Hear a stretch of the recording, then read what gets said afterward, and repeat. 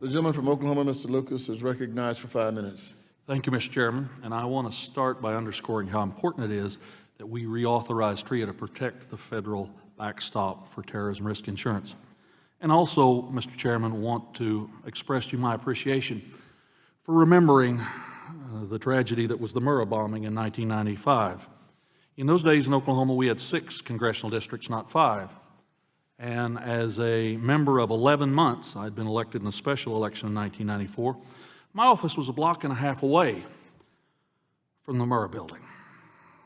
Even after all this time, I still have an intensity in my heart every time the topic comes up.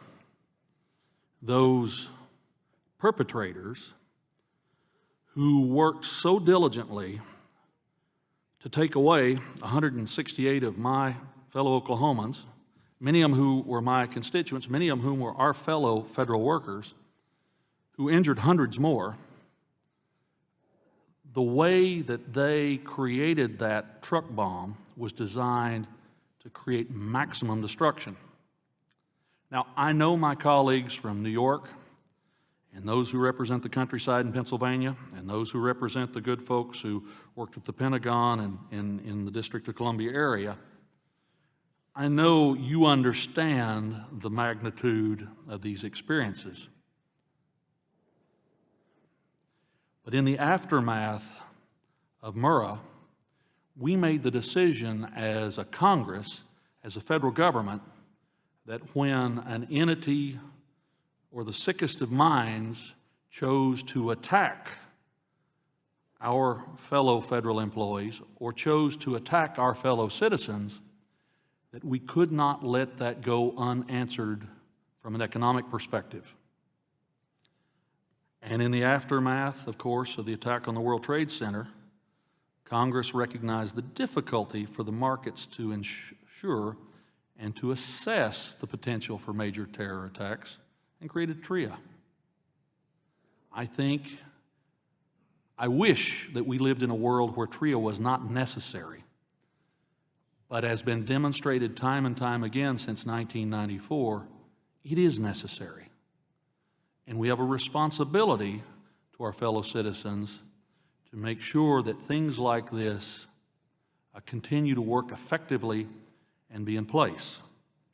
So with that, Mr. Carter, I know my colleagues have asked a good many questions of the entire panel. In your testimony, you explain how United Educators is looking at steps that would be needed if TRIA were allowed to lapse. Thinking about what I saw in 1995 in Oklahoma City before there was a TRIA, thinking about what we've seen from New York City and the tragedies of 9/11 forward, could you expand on these steps, please? Well, and thank you for the question. In that testimony, what we would be looking at and what I was referring to is as we offer renewals to educational institutions and communities like Oklahoma and all around the United States, we would have to think long and hard about what we put in place with regard to terrorism acts. What makes terrorism so hard to model, everything that we do, we can look at some data and we can look at events and try to figure, okay, it's going to happen this amount of times over some number of years, and it's going to cost some average severity, and you put a price around that to try to make this work.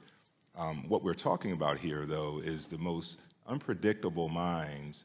You're really trying to find a number, put a number on people who are working really, really hard to be unpredictable. Whether, so city one time, we're not going to go to the city next time. We're going to go to the rural areas the next time.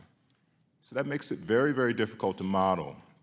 A company like United Educators, and we do very good work. You heard some of my comments about how many institutions rely on United Educators for all the things that they do.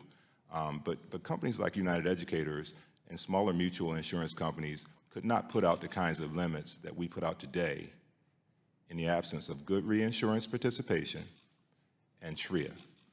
TRIA enables all of that. So it's really a partnership that is making America, that's keeping things moving in a world where we have really that risk that we can't see. Absolutely, Mr. Carter. And I would conclude by noting to my colleagues whether you were here in 1995 in the aftermath of Murrah or here in 2001 in the aftermath of the World Trade Center attack, when something of that magnitude occurs, we will respond. We have an obligation to our fellow Americans. We will respond. Let's be rational about how we plan for and prepare to deal with these situations. We will respond. We have a moral obligation, and we've demonstrated that time and time again. Yield back, Mr. Chairman.